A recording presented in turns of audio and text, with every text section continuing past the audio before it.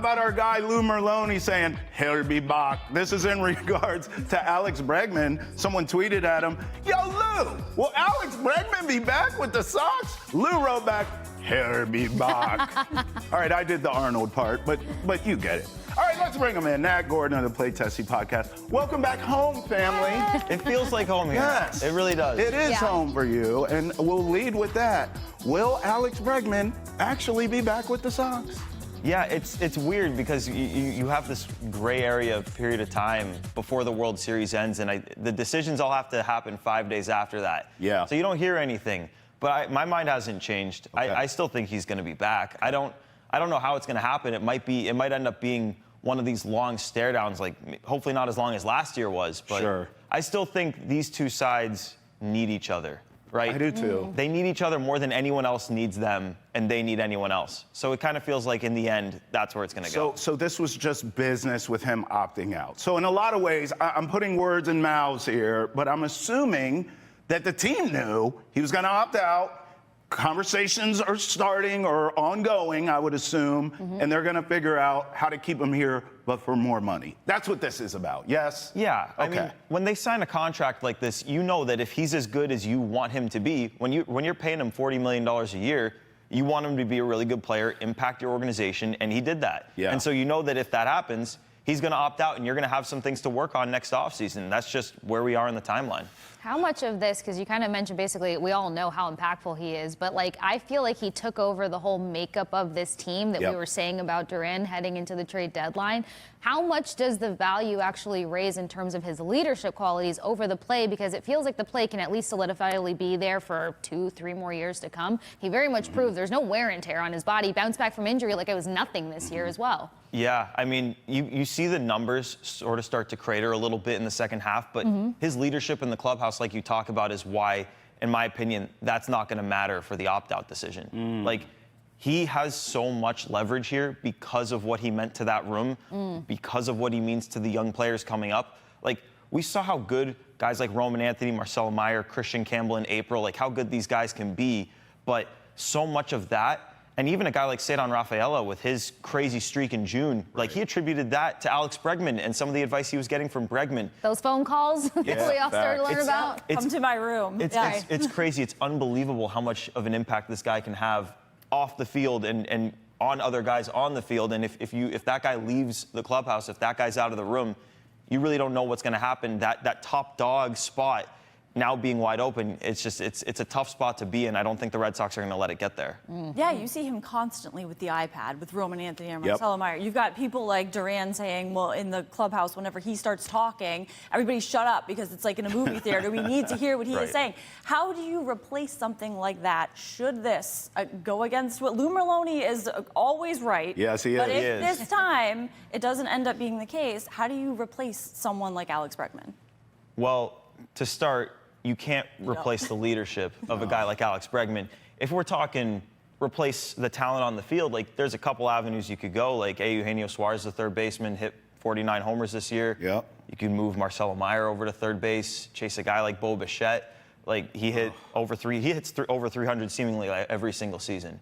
But again, like as good as these guys are as players, they're not Alex Bregman in the locker room. No, they're not. That void will be felt, even if on the field you're seeing these guys slug and you're seeing some of the talent, some better offense next year maybe than you had at times this year. You're going to feel that void in the leadership, and I don't know another player that can jump into an organization and take it over like Alex Bregman did.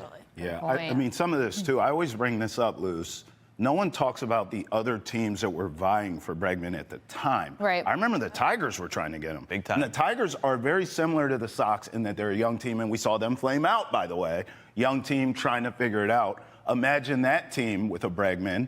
They maybe could have got over the hump and still been playing right now. That's something to think about, too. So a lot of this is, yes, of course you want to keep Bregman because of what he brings to the clubhouse, the talent, the production, I get it. Right. But there's got to be some defense to this, too. Keep his arse away from the Tigers or anyone else, for that matter, in the AL trying to get over the hump when you yourself are trying to get over the hump. So let me ask you this, man. What is the wish list for you this offseason? Because I have got to have a bona fide number 2 starting pitcher to compliment our Viking, Yeah. okay, War Pig. I need someone to compliment him. Joe Ryan feels right, but I'll take other names, okay?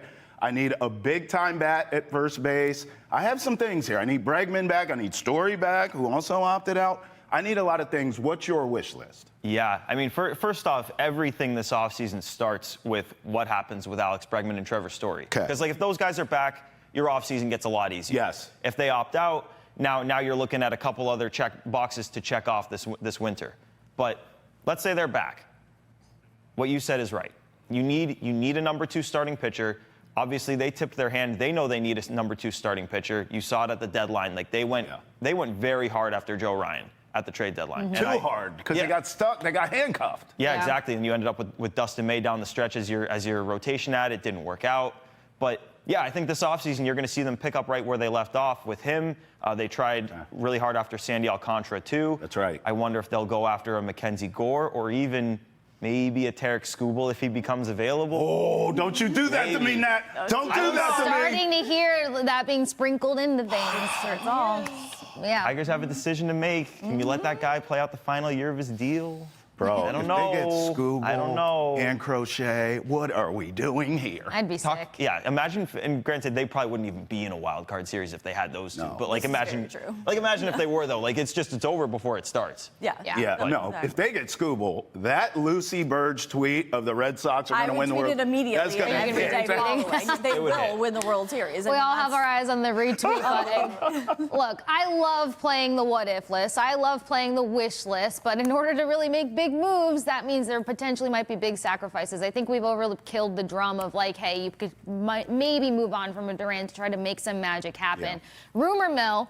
Hear me, rumor mill has it that some prospects can be thrown into the mix, i.e. Christian Campbell, to make some magical moves happen. Have you heard anything about this? Or more importantly, do you feel like they would ever explore this idea? Because I feel like they've got a great foundation with their young guys. And you said it months ago, the future really is bright. I don't think a lot of big moves have to be made for this team. Yeah, I mean, in terms of what's available, you go back to what even they said it at the trade deadline, like nothing was off the table in their pursuit of a high-end starting pitcher.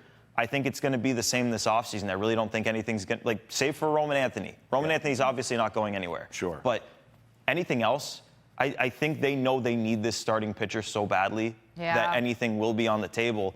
I mean, you had our guy Rob Bradford reporting that I believe 2 of the 3 of Peyton Tolley, Justinson Garcia, the password, and Franklin Arias were on the table for the Twins for Joe Ryan. I don't know if, like, obviously the calculus changes, and you saw Peyton Tolley in his electric debut in the major leagues, so who knows how that's changed. But it just goes to show you that, I mean, that's a substantial offer for an obviously really good starting pitcher. But if they were willing to go there then, and now you see where they are right now, it's basically where they were minus Lucas Giolito. Yeah. So you maybe need him even more now than you did in the summer.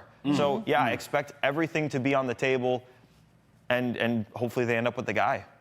Yeah, so I don't know if you noticed, Lou Merloni's Twitter avatar is a polar bear. And you have people like Lou Merloni, like Rob Bradford, who are pushing for Pete Alonso, the polar bear. Do you see them acquiring Pete Alonso in any way, shape, or form for what will this happen? Well, I do think they need that caliber of bat. That's right atop my wish list along with the starting pitcher. But yeah, I think there's 3 prime bats, maybe 2, and then like a 1B or something. Schwarber? Like Kyle Schwarber. Yes. I feel like those tweets went off after you two's last conversation here on chat. I It need was just, Schwarber. like, mental. I love Schwarber. Like the Red Sox, their team leader in home runs last year was Trevor Story at 25. Right. Pete Alonso had 38. Kyle Schwarber was 54, 56. Yeah, sounds right. And Eugenio Suarez was 49. Like I think Alonso and Schwarber are the 2 top dogs there. But even if it is Suarez, he may not be the complete player that the other 2 are.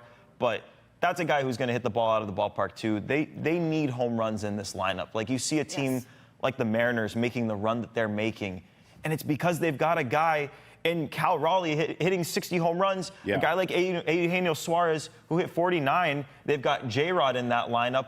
They've got Josh Naylor in that lineup. They've got Jorge Polanco hitting in the clutch in that lineup. Like we talk about the Mariners pitching staff, but that lineup is awesome. And the Red Sox have the potential to have a lineup just like that, but they do need the power to do it. Lucy, ask him how much he believes in that Mariners. Yeah, speaking of the Ask him who he Mariners. thinks I is love going to the win. Mariners. He's going to win the World Series, Oh my Matt. gosh. Them as your And he World said it Series louder, pick. so proud Dead. of you for that. Dead. You screamed it. To the rooftops. Yeah. Mariners. Would you like to declare that they're going to win the World Series? Mariners to the moon. Wow. World Series To the champs. moon. Beating the Dodgers, because that's who it's going to be. You know this. Would we be excited to see that, though? Yeah. Oh, Don't- really? Oh. I'm counting Maybe, them out. maybe I'm down on the Dodgers. I don't know. I know they won last night. I know they're up 1-0. Yeah. Yeah. There's no with that bullpen, and I know Roki know. Sasaki's been good, but that bullpen every single night makes it interesting. Right. Wow. The Brewers led Major League Baseball in wins this year. Are the Dodgers really going to be able to hold them back for 3 more wins? I don't know. Yes. But if they do, Something. Mariners to the moon. Wait, so Okay. fate can change for the Brewers? Because we were just talking about how doom and gloom fans were last night about Yeah, here they we go should be. again. Brewers Yes. always do this. And So people close. laughing at them, too, on Yes. social media. Hate to bring that up, but I just needed to know what the 4-1-1 was there. You believe the Brewers can maybe make this more interesting than they're getting credit Please. for? If Bryce Please. Terang just doesn't dodge the pitch, Yeah, like they that's might win the true. game. Big difference. That's But true. they did it, But he Gordo. didn't dodge the pitch. Human instinct. This is what they don't know. do, I mean, bro. I know. would ditch that, too. It was- You it's- gotta get This hit. age. You gotta just take it. You have to eat that. No. It's like, come on, just stand there. Just for Stand there. just for context, going back to the Sox, how big is this offseason? Because look, for a couple years around here, it's like, oh, hopefully they spend money. Those days are gone. I mean, the old They're days are spending. back now. Now, we saw it, to be fair, last offseason was huge. Getting Bregman, obviously trading for Crochet, we get it. But how big is this offseason now in context for years? I mean, you've cheered for this team your whole life. Yeah. Like, I guess in power rankings of off seasons, where's this one at for you? It's maybe a tick behind last offseason because last offseason they had to get everything right. Right. And they did. They did. Like, in the offseason, like Bregman, Crochet, Chapman, Narvaez, like those are huge impactful moves that they got right. The deadline wasn't great, but the deadline was not. offseason was money. The offseason Yes, was money. Yes. You don't need to get the A+ that you needed to get last offseason. But that said, to get this team to the position where we're not talking about getting to the playoffs. Sure. We're talking about getting that first round bye and getting to the World Series, and those are the expectations. Like, yeah, there are a couple big moves that need to be made, and you're right. It's not about whether they're going to spend the money now, because I feel like they've shown that when the team is ready to compete, they'll do that, and they've said it over and over again. And this last offseason, they did that. Yeah. But the question is, are they gonna hit it right? Because it doesn't matter if you sign Pete Alonso and he hits, 210 with 15 homers next year. It doesn't matter that Right. you spent the money. Yeah. So you got to Right. get it right, like you did last year. Yeah. So fit matters, right? Like Bregman's a great fit. Yeah. Crochet was Of a great course, fit. like Fit the Mets matters. turned on Soto how long Good after point. him being there because he wasn't doing exactly what they good paid point. him all the money to do. So I love that you mentioned a tick behind because the reality is they didn't know how Crochet would handle the workload. There were still Yep. question marks behind these Yep. acquisitions. It was a gamble. You gave us an underdog last time you were here. Is there anybody flying under the radar that could just fit the Red Sox? Ooh. Well, Ooh. I guess in terms of starting pitching, I would put it at Mackenzie Gore. Okay. Because I like him. That's a guy with control. I mean, his second half last year was not good. It was an ERA around 7. Gee. But that's a guy who, yeah. Did you hear the sound It effect? caught me off guard. Goodness. You're not Okay. wrong. But he's got the stuff to be great, and he showed he can be great in the first half. And maybe he was battling something, ended up going on the IL. Yeah. True. But Yeah. that's a guy who, if the Red Sox had gotten at the trade deadline last year, we all would have been saying that's the number 2 guy. Heck yeah. This offseason, I don't know, maybe the narrative would shift if the Red Yeah. Sox get the guy. People would kind of recognize, the kind of stuff that he has. Sure. But that's a guy who, even though he may not be the name that a Tarik Skubal or a Joe Ryan or a Sandy Alcantara is, Yeah.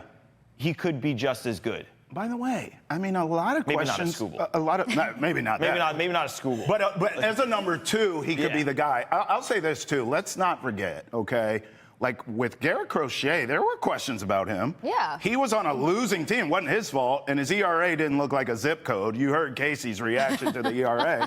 His ERA was there. His strikeouts were there. But there were questions about, can he win? Can he be an ace? Can he be the guy? Right. There's always questions about he some pitch of a these. full season? Can he pitch Yeah. a full season? So, it's not, this stuff isn't an exact science, right, Gordo? No, I mean, so much of it is about projection, especially, with the Red Sox getting Crochet last year. That's a guy mid-20s who has not started a full season, and you're trying to make sure, you can project that he's going to be that dude for a full season and maybe even take a step forward, which he sure did. He was way better this year than he's ever been. Yeah. So, like, obviously they could chase a guy who has been great in the past, like a Skubal or an Alcantara, Cy Young winners. But again, it's about not what you've done in the past. It's about what are you going to do for me on the field when you're here? Yeah. So if they trade for a lesser name and he comes out there and finishes top 15 in the Cy Young, boom.